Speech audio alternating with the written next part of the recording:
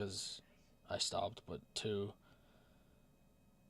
I just don't want to throw away money like that, and then I don't want to give money basically to women like that. Like, I gotta not do that. I feel like I shouldn't complain about it being harder to make money as a dude and then doing that. You watching my stream right now? On Minecraft. I made a new rendered photo of the F-22 in my in that program. It looks pretty lit.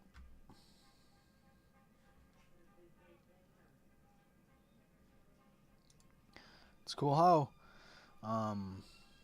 it shows up like there's an actual ground, so like the light or like the shadows reflect off of it. It's pretty cool.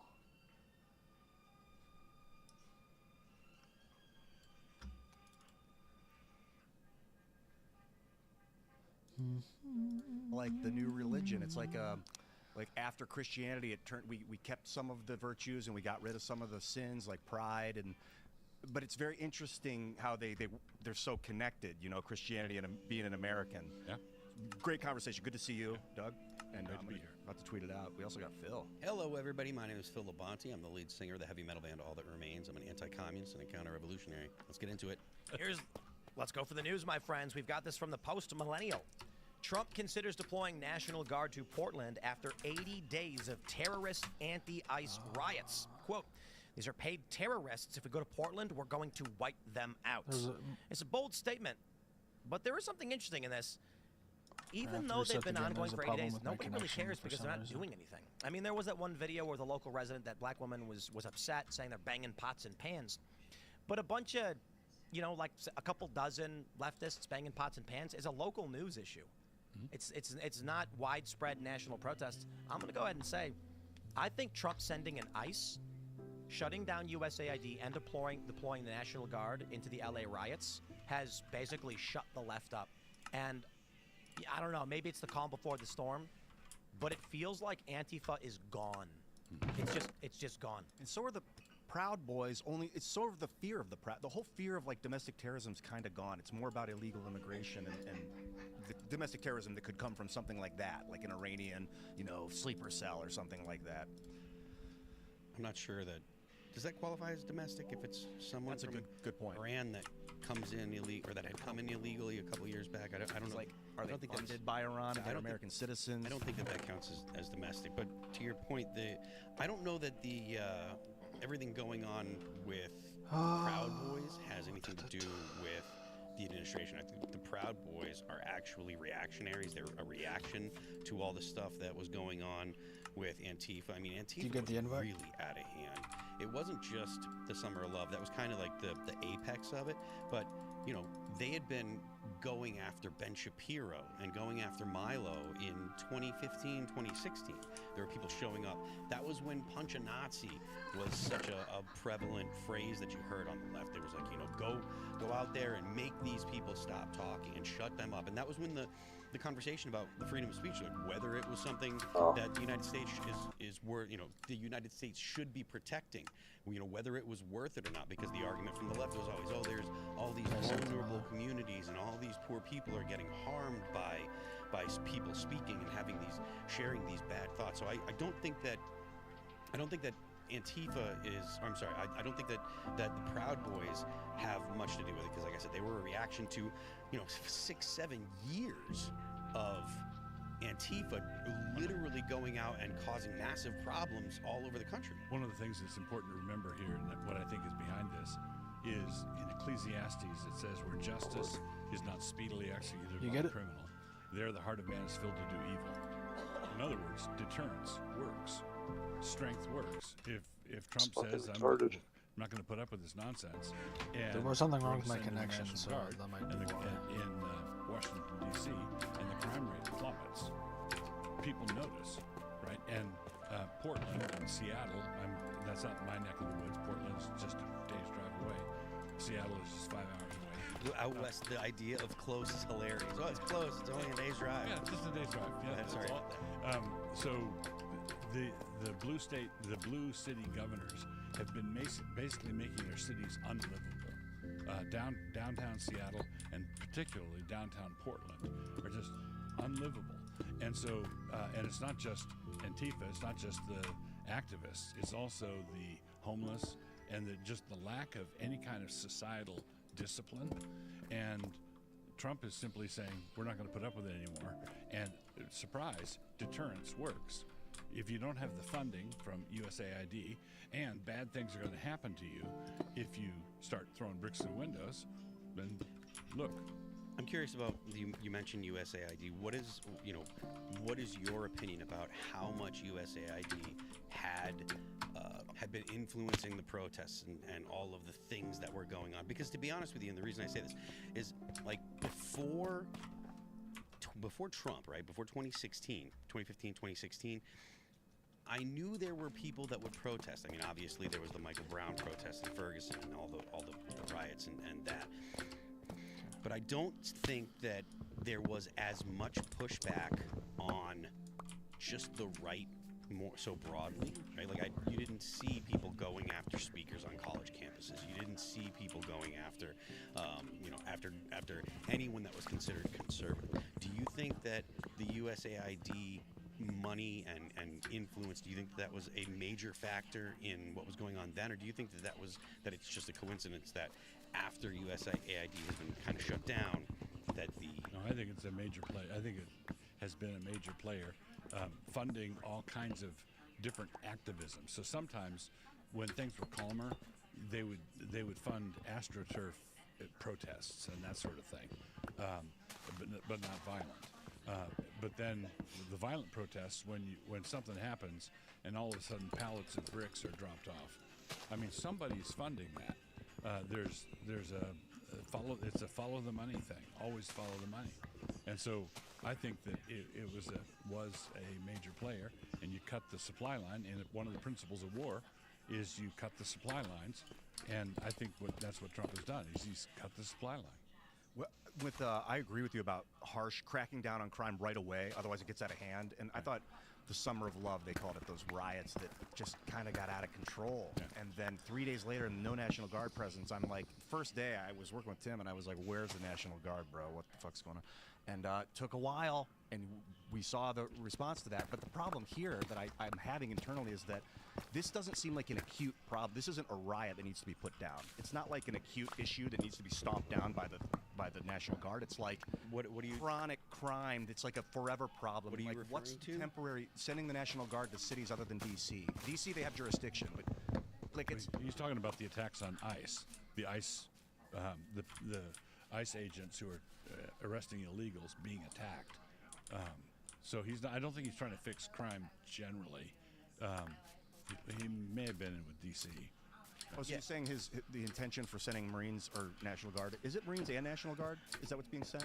Yeah, so the Marines that were deployed in L.A., they were only allowed to protect federal buildings. They can't enforce domestic laws. So the strategy that Trump has largely employed was by having them there, criminals are scared because if you engage military, they can respond. They can defend themselves. So the idea is basically like, hey, don't mess around while these guys are here. Did they give an end date for taking the feds out, or is it just like until violence decreases? I think this is interesting because I think recently there was a stay on the restrictions. Trump is allowed to keep operating the National Guard in California. I think it worked.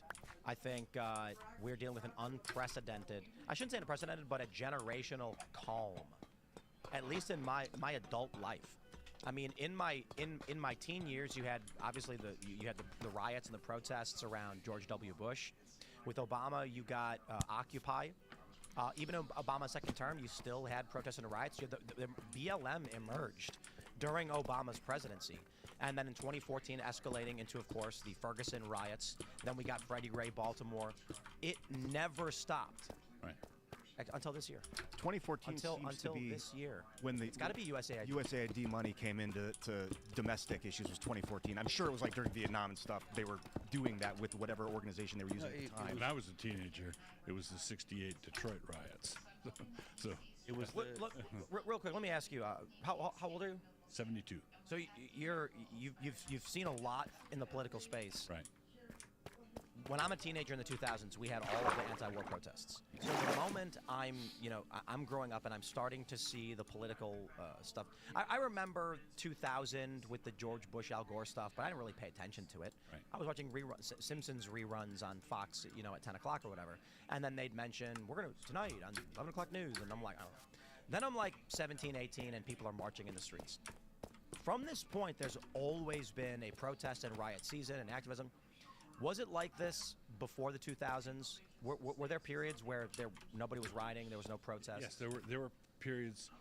There were riot seasons, right? Like in '68, there'd be periodic outbursts. Generally, back then it was racial. But it was like every summer there was some kind of. No, not every summer. Right. So it'd be there'd be periods of calm, and then there'd be pent up energy, and there'd be. But you mean like years of calm? There'd be years of calm. Yeah. So I guess my point is, in my whole life, we haven't had that until now. Right. Which is why I'm like, something feels weird. I went to the Daily Mail today. I was reading the news, and their top story said outbreak of the world's deadliest disease, and I was like, the picture they used was just a picture of a bay, and I was like, okay, this must be the slowest news day in a long time, and it was a report about an increase in tuberculosis, which is kind of serious, but. Really? That's like kind of a local story in Maine. Right. Even Trump talking about the National Guard in Portland over ICE. This is a really small local protest. And so I was talking to boys about it, I was talking to my wife about it. I'm like, this is like the first summer of my life where there's not been mass riots. Mm-hmm. That's crazy. What's going on? It's got to be USAID. Yeah, I think so. Ian, you mentioned like 2014 or whatever. That does coincide with the end of the Smith Modernization Act, which we've talked about. The act that allowed it. The Modernization Act allowed State Department to disseminate basically propaganda for the American people, and that was in, I believe it was the 2013 NDAA, National Defense Authorization Act. So I don't know if the USAID money was being. I don't have evidence that it was, but it is a coincidence that at the same, right around the same time that the Smith Modernization Act was signed into law, and then you saw this uptick of all this, essentially, tumult in the United States from left. Also keep in mind that the liberal progressive mind didn't flip a switch where it's violent all of a sudden. They have to work themselves up to it. So Thomas Sowell has the subtitle of one of his books is Vision of the Anointed, and the subtitle is Self-Congratulation as the Basis for Social Policy. Liberals, progressives, like to think of themselves as the civilized people in the room, the moral people in the room, the intelligent people in the room. And USAID presented itself as foreign aid for programs overseas. We're going to help We're going to help the children. We're going to build democracy. We're going to do all these things full of sweetness and light. And it became violent by degrees. It's not something you don't go out to save the world, join the Peace Corps, and then overnight you turn into a monster. That has to happen slowly. It has to be a process of corruption and like intellectual self-deception. And I believe that we got to this period of long chain of riots where they talked themselves into believing they really were saving democracy. And it was that famous, the equivalent of that general statement in the Vietnam War. We had to destroy the village in order to save it. The liberals they've gotten to the point where they believe they have to destroy democracy in order to save it. I prefer the more contemporary "We Did It, Patrick." For those that aren't familiar, it is this: "We did it, Patrick. We saved the city." And it is SpongeBob and Patrick in a city that's on fire and everything's being destroyed. No one's fighting anymore. That's right, exactly. We did it, Patrick. I never heard that before about the Vietnam ethos. They were like, Was that like a government thing they had to say, or was that just a... No, that was a famous quote from a general. They had obliterated a village, and he said, well, we had to destroy the village in order to save it. and everybody sees on that. And I think that the progressives have gotten to the point where they sincerely believe that if they fight to overturn what the people all voted for, and they voted Trump in, he's doing exactly what he said he was going to do. Well, that's obviously anti-democratic, because they define democracy as getting their way. Yeah. I had a friend, a very close friend, who didn't like Trump 2018, 2019, around 2019. And he said, it's okay to use evil to defeat evil. And I was like, doesn't that make you evil? Isn't that the point? Is like, you don't use evil, you don't let yourself become that? Yeah. And it was just so shocking. He's like one of my best friends for 30 years, 40 years at that point. It was so shocking to hear that come out of his mouth. I don't know if I should just be in a really good mood, because I was saying this like a month or so ago. When I was younger, my attitude was very much people care too much about sports. They would rather watch the baseball game than care about the war and what's going on in this world. And I'm protesting, I'm angry, and I'm like, you mean to tell me that Barack Obama is blowing up kids and you'd rather watch a football game? And then I realized, when everyone started caring more about politics than sports, there's a lot of stupid people who wield power in very dangerous ways. And I'm like, careful what you wish for. yeah, people need to get back to caring about sports. A lot of people, Because then only a ball is involved. and they treat politics like sports. A lot of people do. A lot of people, they call the left and the right, like the teams, like they're two teams playing for the win. And it's like, now we're sitting here on top of the hill that we feel like we've won, and it's like, what is winning? It doesn't make it. It means I'm not worried about going outside and having someone Molotov my car. It's less stressful, It's amazing. but there's still serious problems. Like there's still... But it's significantly less in at least in the United States. And now, granted, if you're going to go ahead and expand the context to the whole world, there's always bad stuff going on somewhere in the world that you can point to and say, oh, things aren't perfect. But in the United States, like the fact that there are not, riots in every city, that we haven't had massive riots, that stuff, even if it doesn't affect us as individuals, it affects a lot of individuals. Like if you're, if you own a business and someone throws a Molotov cocktail through your window, or even just a rock through your window, like that's a huge hassle. It sucks, and that affects a lot of people. You don't want that stuff in your society at all. I've been, there's a lot of people kind of freaking out because views are way down across the board, across a bunch of different podcasts. Revenue is in decline. It's summer, ad rates are down. It's kind of normal, but it is an unusually low interest right now. There's very little news to talk about Congress. Even when Congress is in session, there's not a lot going on. Like, even the Epstein stuff is like, we get it, you know what I mean? Like, they come back from recess, and then here we are, discharge petition and all that stuff. And I've actually been fairly optimistic. We're working on a bunch of projects. We're working on other news projects. We're talking about mini documentaries. I launched a new channel at Tim Pool, where it's kind of just an opportunity to do other content outside of this culture war that we've been entrenched in. And the Culture War debate show we're doing is more evergreen political debates. We're actually talking with some networks about doing full seasons and getting funding, and I'm like, man, it's actually a great opportunity for business development. It's new and exciting, and I don't have to worry about far leftists smashing things. And I kind of seems like we at least have 90% of the battlefield at this point, and the left has just totally been washed out. I mean, Cracker Barrel, Bud Light, Target, even Hooters is trying to rebrand to be family friendly now. Did you guys see that story? No, what happened? They're getting Yeah. Hooters announced that they're going to do a rebrand to try and be more of a family friendly location. I'm like, change your name. Yes. Or make it full owl. Like, forget about the boobs. It is an owl. Yeah. With the big But I'm like, eyes, yeah. Man, there's a story we have pulled up that we'll get to in a little bit about how Gen Z men don't believe in gender equality, whatever that means. They believe more in gender roles. Young men are skewing more religious. They're more likely to be conservative. This shift, I think, is resulting, I'll put it this way. My prediction was, first, because of the low birth rates of the 2000s in the financial crisis, that we were going to, we're going to have a population cultural crisis. I believe that's going to happen.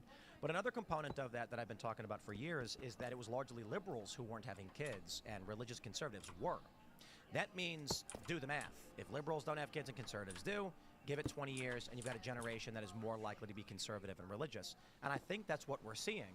And I think one of the reasons, not just the deployment of troops, but one of the reasons why riot season may be simmering down and why it's probably going to go away, there aren't enough children of leftist ideology anymore. People tell me, yeah, but the universities are indoctrinating conservatives' children. Yes, but that is fleeting. Parents will always have more influence than universities. Some kids from conservative families will go leftist, but it's not a guarantee. Now, if you're born to a purple-haired pair of moms, or I should say if you're born, surrogacy or whatever, to two dads or whatever, you're more likely to hold that ideology, to be leftist. On the college thing, keep in mind that colleges across the country are about to go off a demographic cliff. Yeah. Because a number of them are going to go under. So the model of everybody and his dog go to college is not sustainable, to use the term from the left, and so you're not going to have as many kids to indoctrinate anymore. What you're saying is very true. In my experience, the liberals have 1.7 children so they can have something to put into daycare. Yeah. And in the church that I pastor, it's 4, 5, 6, 7 kids are normal. It's for out. Do you describe yourself as Christian nationalist? Yes, I do. Okay. Yeah. It's way better for you than you realize. Uh-huh. When you look at the fertility rates among younger millennials and Gen Z, which is the principal fertility years for young women, it is estimated between 0.3 and 0.8 among in general. Mm-hmm. Now this is which is the principal fertility years for young women. It is 4, 5, 6, 7 kids are normal. It's for out. Do you describe yourself as Christian nationalist? Yes, I do. It's way better for you than you realize. Uh-huh. When you look at the fertility rates among younger millennials and Gen Z, which is the principal fertility years for young women, it is estimated between 0.3 and 0.8 among in general. Mm-hmm. Now, this is, of course, because liberals have none and conservatives have one. It's worth pointing out too, political affiliation is actually pretty heritable. Like if you're a conservative, you're likely to have kids that are conservative. They might rebel when they're young, but by the time they reach adulthood, they're probably going to be similar political. Real quick to your point, when you're saying you're seeing like 4 and 5 kids, yeah. The parents are probably what, in their like early 30s? The 20s, actually, some of them. Oh my God! 20s and 30s. So I've got 3 kids. I have 18 grandkids. Congratulations. And thank you. I've got 4 great-grandchildren. Wow. And 1 more great-grandchild on the way. So my wife and I are just a humble couple, and we have multiple descendants. And my kids, one kid has 5, another kid has 5, the other has 8. So how old is your oldest great-grandchild? My oldest great-grandchild is 2. Oh, okay, super deep. Yeah. We were having a conversation about this. There's a viral social media post where someone posted, "My grandfather gifted me his PlayStation 1. What do you think about these games? Do you have any recommendations?" And then someone responded with, "Your grandfather? Is this a rage bait?" And this, because like you're intentionally trying to antagonize the millennials or whatever. And the person responded with, "My father was 28 when he got the PlayStation 1 when it came out. He had his first. My dad was born. My dad was 8 years old when my grandfather got this. He had my dad at 20. My dad had me at 20. I'm now 18, and my grandfather is 40 years older than me." It was like totally normal until 80 years ago or something. So if you go back 100, 200 years, it was not uncommon for a grandparent to live with their great-great-grandchild. Right.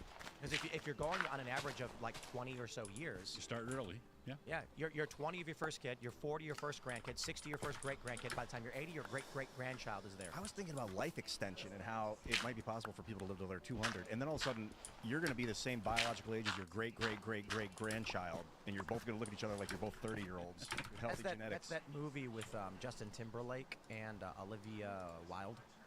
I didn't see it. Everybody stops aging at 30 or something. Is the time where they have time number? Yeah. One of the worst movies I've ever seen, by the way. But the idea was that once you invent genetic immortality, they had to create a way to facilitate dying, and so time is money, and it's on your arm. And the movie's really bad, but it's an interesting idea. Jumping back to the point you made about the Gen Z becoming more religious, more conservative. One of the things I like to say observe is that in the long run, stupidity never works. And human beings have a need for the transcendent. You can't treat human society like we're all rats in a maze, and there is nothing above the maze. It says in Ecclesiastes again, God has put eternity in our hearts. We want to matter. We want to mean something. Yep. And you can't have your meaning assigned to you by Congress or by the media. That's not sufficient. That's gonna collapse under any weight you try to put on it. And that means there's a religious hunger that people have, and if you can stifle it for a time, but we're in the middle of a massive recoil. People are saying, I need something more than this. I hate to bring it up now for the third night in a row, but I commented on a new song by the singer Hayley Williams. She was the Paramore singer. She put out an album, solo album, and in the song she put out, there's a line saying, I'll paraphrase, she's like, I'm going on 37, and I have no idea what the ever-living F I'm doing here. Does anyone know if this is normal? And it's fascinating to hear. It's like someone who's similar age to me, I'm 39, she's going on 37, and my response is, it's not normal. No. Throughout human history, for thousands of years, everybody had a purpose. They had a mandate. They knew what they were doing. You did not have such widespread nihilism and listlessness. Right. Someone today, I saw a video, they were like, your purpose actually is the way you make other people feel when you do what you love. That was kind of nice. I feel like for the secular atheists, your purpose is to create, to organize, to work towards order. But the thing that I would add to that, all this is good, but you have to have someone that's outside the human condition who approves of it. You can't just say, we're bits of protoplasm, we're just flotsam and jetsam on the ocean of being. Yeah, I mean... That's a good way to put it. Right. Flotsam and jetsam on the ocean of being. Yeah, I mean, essentially, the argument that you're talking about is without some kind of foundation, then life has no meaning, right? If without God or without a spiritual anchor, then there is no meaning to life. And people can say, well, I have this meaning and I have that meaning, but if your meaning is all subjective and there's no rock that it's based on or no serious foundation, then your subjective meaning doesn't mean anything to me. We do. I really want to get to this next story about the Epstein thing, but I want to make one more quick point on. I say it all the time. I'm not a Christian, but my view of divine mandate is as simple as I can put it, which doesn't really get to the context. Nuances: create order, build, grow, or quite simply, be fruitful and multiply. But there's more than just be fruitful and multiply. There is be good stewards of the earth, protect others, and stop evil. And evil, overly simplified, is efforts towards destruction and chaos. And when you look at the leftist and liberal worldview over at least my lifetime, they are agents of chaos. Yeah. They're the Joker. Push back against entropy. They are the agents of entropy. Yeah. They seek to dismantle, destroy, and disrupt. It says in Proverbs chapter 8, Lady Wisdom is talking in Proverbs 8, and she says, all who hate me love death. And this, basically the whole progressive element is a death wish. They want things to die. They want economies to die. They want babies to die, babies in the womb to die. They want marriage to die. They want men and women and their identity as men and women. They want all that to die. They want it all to wither and turn brown. And let me add this. I know that there's going to be liberals who say that's ridiculous. I don't want anyone to die. I would never think that. Let's just step outside of the personal feelings on the matter and take a look at the consequences of action. Yeah. The consequences of the modern progressive worldview is death, destruction, and chaos. Yeah. Listen. This PBD, Petrobet David, surrounded by 20 anti-capitalists, was so great. Because you see them espousing an ideology where if you literally just follow the logical steps of what they're proposing, it is death, destruction, and chaos. When they say communism, a cashless, classless society, what they're saying is you will live the way I demand it or else. Yeah. And the ethos they espouse is this surface layer that when you actually ask them the questions of what does it mean and how do you achieve this, they end up basically saying, I guess we have to have the killing fields again. We know the results of that ideology and where it leads to. It is chaos, destruction, and disorder. Communism killed 100 million people. You know, I choose order over chaos, but the problem with just order is like I agree that people need a higher something other than beyond. But then like, where do they get that from? Do they get it from the media? Is it the media that tells them? And then I start thinking like, what is the media, man? Media is books and television. It's whatever the information is delivered on. I'm a preacher, so I'm going to say the Bible. I'm going to say God did not leave us in the dark. The Bible actually also is a piece of media. This is what's been going on with my mind, and it's like they tell me this is like I get morals and things from movies and television. I can learn from stories, but if a piece of media tells me this is true, I need to do research. What do you classify? How are you classifying the Bible as media? Because it's just a book. Book is like one of the oldest forms of media. But he's not wrong. Well, but the reason I say that is because like would stories that are handed down be considered media? And the reason I ask that is because obviously at least the first, most of the Bible, not all, not the New Testament so much, but the first part of the Bible, the first half of the Bible, the Old Testament, not half, the Old Testament was actually stories that were handed down verbally before people were writing. And they were really, like, whether or not you believe in God and you believe in the literal nature of the stories in the Bible, they really do lay out a way to live your life that will produce mostly good results for the most people if you live your life that way. Yeah, I think the stories, like the morals from the Bible are key. And a lot of, even in movies sometimes you'll see a movie like, I'm going to change my life. People won't do it. If I get up in my own name and say, hey, my good advice, I'm an older guy, here, why don't you live in a decent way? That's not authoritative enough. No, true. So I'm just an old geezer. I'm a boomer, and I'm telling you to shape up. Who needs that? Who needs that? There's a difference between a preacher, like a modernist liberal preacher, getting up in the pulpit and saying, "It seems to me," or on the other hand, or at the end of the day, and a conservative preacher who stands up and says, "Thus saith the Lord, the Lord God Almighty, who made heaven and earth. This is how He wants you to live." And then a smart kid is going to say, how do we know that? And I'd say, well, I believe the Bible is inspired by God because God, who made heaven and earth, did not leave us abandoned in this awful world. This world is a place that can go to destruction, chaos, and all the rest of it. I actually believe it's objective.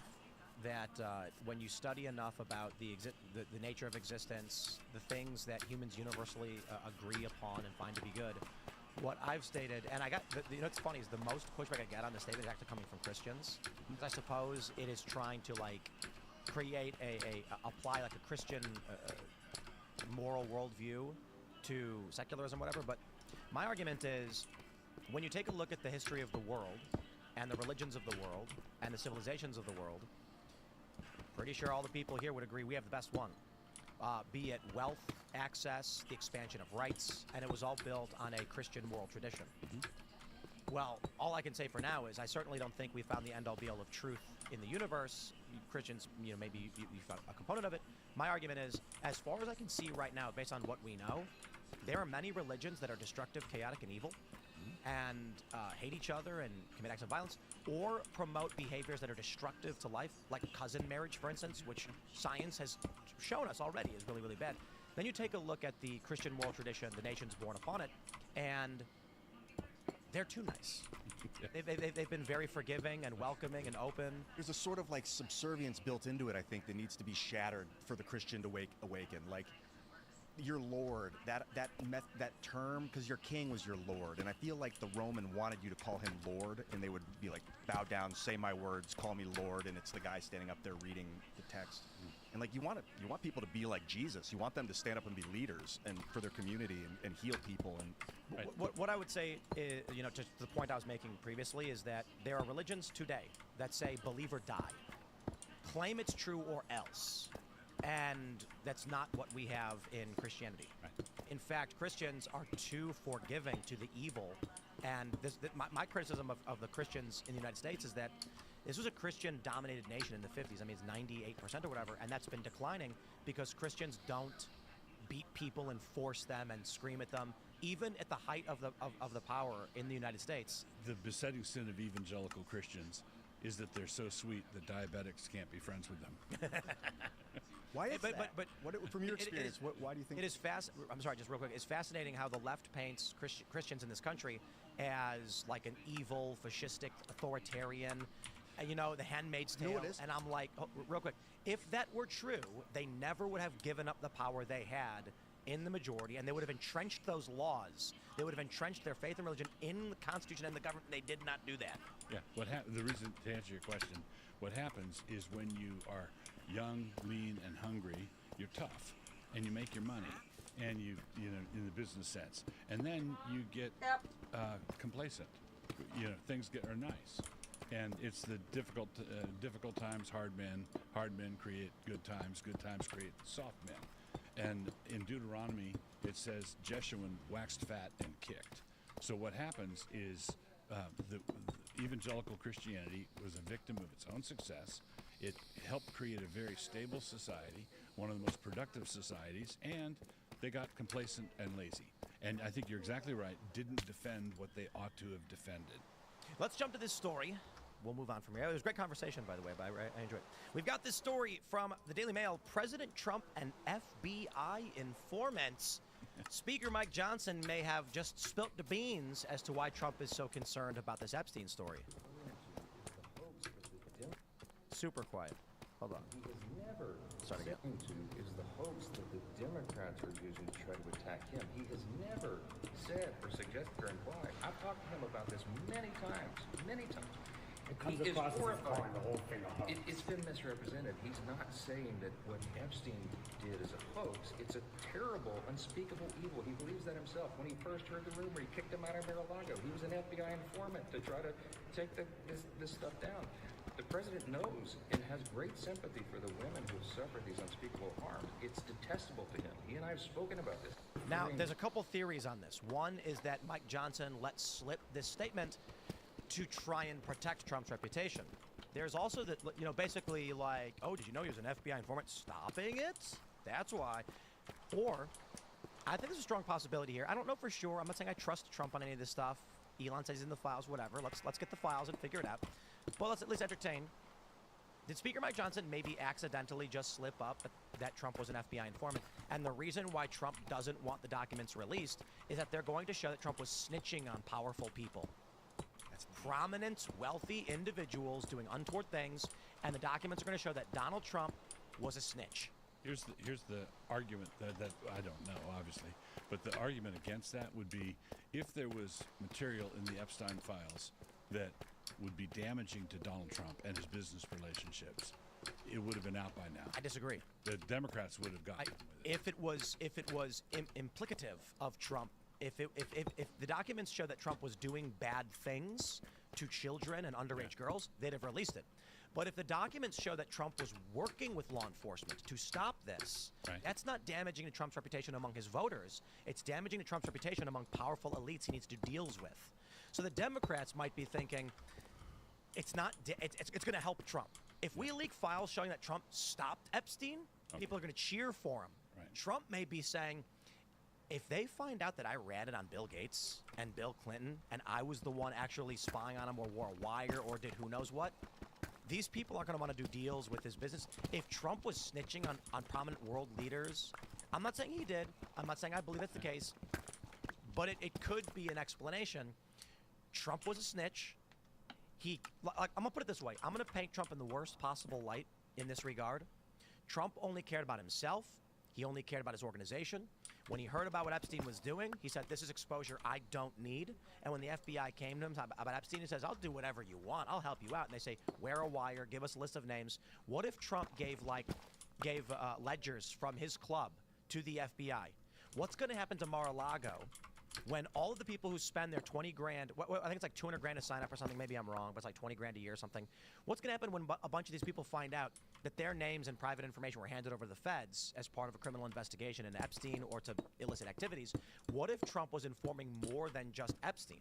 What if Trump was feeding the FBI information on tons of cases about prominent, powerful elites? That would be extremely bad for Trump's business and his dealings with powerful elites, so much so that he'd be like, we can't release this stuff. It would destroy my family's business, my legacy. If people find out that I was basically a spy for the federal government against powerful elites, the populace, his voter base might feel like, wow, Trump was actually trying to stop bad people. That's not what the powerful people are going to think, though. They're going to think, destroy this guy, I want revenge. Yeah, I mean, look, I don't know how true this is. I'm interested in finding out more, but I will say this is actually it's more believable that he was an FBI informant than that he was a KGB informant, like it was asserted by what's his name. So Jonathan Chait. Yeah, Jonathan Chait. So I think that and also it would be a good thing because it would prove that he's more patriotic than Jonathan Chait would think as well. But yeah, I don't know that he is, obviously, and I want to see more information. You know, there's a tweet going around that was, I forget the guy's name, but he now that this has come out, there's more information kind of trickling out. People are saying, yes, Donald Trump was an FBI informant. Has Johnson been asked about the comment? Has there been a follow-up? Hey, what do you mean by that? I think this actually just came out a couple hours ago. His So eyes. I don't know if there's been enough Right after time. he says the word informant, look at his eyes. His eyes get real wide and he blinks. Do I have another and one? then a couple seconds later, Oh, there's he looks this at the video. camera. Yeah, Did I this just one. do that? Let me play this video for you guys. Listen to this. You actually tried to press up on Trump, but you could never get to him Yeah, because he had ex-FBI agents all around him. all the time. And I tried a couple times to press him and make arrangements where I could work with him and earn with him. I did that with other big contractors. I had the power of the unions. I could do all kinds of little things, but I couldn't get to him. He wouldn't bite. He just wouldn't bite. He didn't want to do anything like that. And there was layers of people in the middle. One of my guys said, we'll go up to the office. I said, we'll go up to the office. Everybody around him is an ex-FBI. We'll go up to the office, we'll get cuffed, and we'll go right to prison. So forget about Trump. He's a legitimate guy. He don't want to do it. Forget about Trump. And You for actually tried to- context, that's Sammy the Bull Ravana. So he's a fairly well-known organized crime guy. What if a component of Trump's acrimony is anger, is that he spent a lot of time thinking that he was cooperating with the feds, that he was in their good graces, and then when they betrayed him and went after him, he took it very personal. You know, well, firstly, so much weird stuff. When he visited, or someone visited Ghislaine Maxwell, was basically the ringleader of the whole Epstein. You call it the Maxwell Files, is what it should be called. It's her running this big shit. Jeff put her in a minimum security prison, and then a month later she says Trump never did anything toward. I'm like, all right, that smells. So I'm like, maybe Trump was hooking up with underage girls, and that's why all of a sudden it's like it's a hoax. But I think your conspiracy crazy theory might be more realistic, that because he's such an ordered candidate. He's such like a law and order guy that he would have worked with the feds, like happy to. Because he might have went to them. Because if he was doing dirty work with underage girls, the Democrats had access to that for years, and they could destroy him. And they didn't. And so now it's why is Trump freaking out over this? The Democrats didn't release it, and you know they would have. They falsely accused him of rape in New York, civil fraud. They tried arresting him. They literally arrested him, tried convicting him several times. They'd have taken any opportunity. I'm not saying I know for sure. I don't know if it's my theory. I'm just saying, if this is true, there probably is a higher probability that Trump's a snitch. Honestly, and I'm saying that intentionally. It makes me love him more if he complied and worked with the FBI on getting Epstein thrown away. That's a good thing. Not just Epstein. Prominent, powerful elites, like, look, when he's saying Trump was surrounded by ex-FBI guys, how does Trump know the ex-FBI guys? And he was so famous in the 80s. Who in his circle is like, I can get you connected with guys who were in the A lot would ride on the powerful elites. What were they doing, and was it really bad?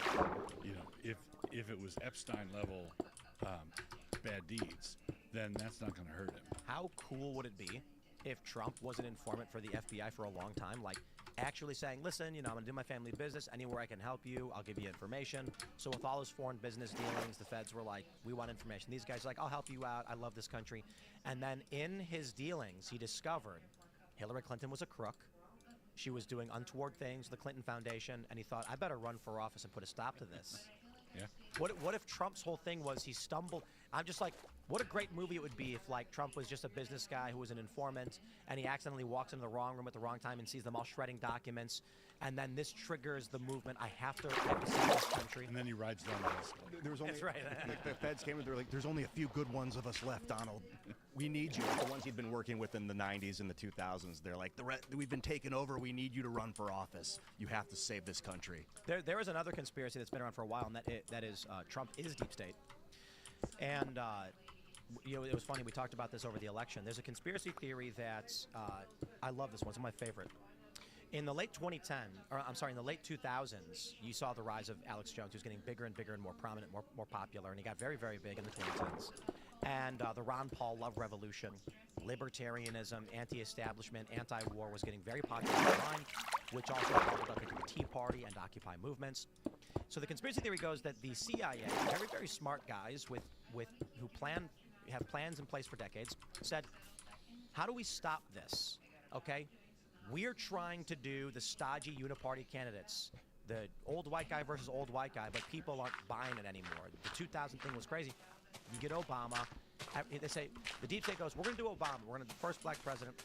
Still got protests after Obama won. People were still upset. Occupy Wall Street was during Obama's first term, 2011.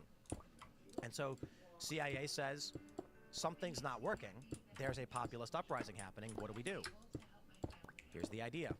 We need a popular candidate who can play the villain of the establishment, but who's actually in it the whole time. So the conspiracy theory goes that Donald Trump is friends with Hillary Clinton, he's friends with the deep state, and they set him up to make it look like they were attacking him, so that the conspiracy theorist anti-war faction would side with Donald Trump like Alex Jones had done. Then when he wins, the populist movement gets back behind the person you chose in the first place. You know, the controlled opposition, essentially, maybe, except I feel like Hillary wasn't at the level of the people that if Trump was working with FBI, I feel like there are people in the middle that didn't know, and they just got, rolled. Entertain this. Brian Krasenstein says, Mike Johnson just claimed Trump was an FBI informant to help take down Epstein. If this is the case, then Trump would be a hero after it's all released and the Epstein files. Release the files. Interesting. When the liberals are saying Trump would be a hero if that were true. Interesting. Yeah. I don't think Trump is deep state. I think the simple solution tends to be the correct one. I think Donald Trump was an outside of the uniparty candidate. They didn't think he was going to win, but he's a celebrity who knows how to sell. They stumbled into it. He ended up winning. Hillary thought she was going to win, but Trump squeaked by with 3 states, getting about 80,000 votes in those states, put him over the edge. They got angry, lost their minds, and started having a temper tantrum, as they do, accusing him of being a spy. It bubbled up and escalated to the point where they literally arrested him and tried putting him in jail and stopping him, but then ultimately lost, and here we are, and Trump's largely won. Yeah. We knew that Trump had worked with the FBI over Epstein. They said this like a few months ago. It had been made pretty clear that he'd already in the past been in contact with the FBI over Epstein. Now the word informant, it's almost semantic. Like he probably feels bad about saying that word because of the weight of the word. But also, you inform on one guy. The FBI's like, once you're an FBI informant, you're kind of an FBI informant for life, I think, from what I've heard. He could be lying. That's true. That's a real simple. Just a misstep. He misspoke. Yeah. He meant to say that everybody knows that Trump had basically not been an informant, but had given a statement to the FBI. Dude, if Trump informed on Epstein and a bunch of other billionaires, like, good. Not necessarily for his businesses, but good. Like, that's a good. But then maybe here's the FBI, if it's strong arms and you never. Sorry. Well, the question I have is. The way that the Trump admin is handling the Epstein thing is weird, because he could just lie. You know, when he's sitting at the table and it's like, why does everyone care about this? Oh, it's a Democrat hoax. He could literally just keep saying, the things we're finding, we're going to keep digging, and when it's ready, we'll get it to you. I'm sorry it's taking so long, but we don't want the bad guys to get away, so we need to build a sound case. And then everyone forgets about it, right? I've been saying this since the beginning. If Dan Bongino came out and said, you know, we're looking at all of these Epstein files, and it's dark stuff. Guys, I am not going to release it before we're ready because the bad guys will get away if we do. So it's going to take time. Everyone will forget about it. So I'm wondering, what the heck is going on behind the scenes? Because Trump could just lie and it would go away, but he's not. So maybe they're just incompetent. I don't know. And like I think most of those files are burned anyway. I mean, I keep hearing this from people like Mike Benz talks about it. Mike Cernovich talks about it for sure. Like day one, you torch the files, and then you smash the servers, of course. If you're going to cover up a crime like that, I would think. But Mike Cernovich said these documents have been gone for years. There's no way they held on to any of the incriminating evidence. But that they're still not. That Trump's still like, it's just a hoax. Forget about it. Even if the files are gone, like, it's just a very weird. Left hand doesn't seem to know what the right hand is doing kind of energy right now, or like a scrambling kind of energy.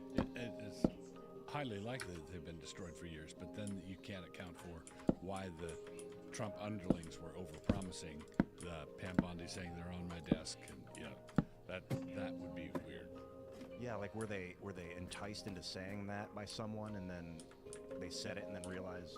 Yeah, or you were just elected and everybody's giddy and it went to your head and you like the adrenaline rush that comes from enticing the press. What did you guys think about how those women, 100 Epstein survivor women, said they were going to drop all the names? Why haven't they?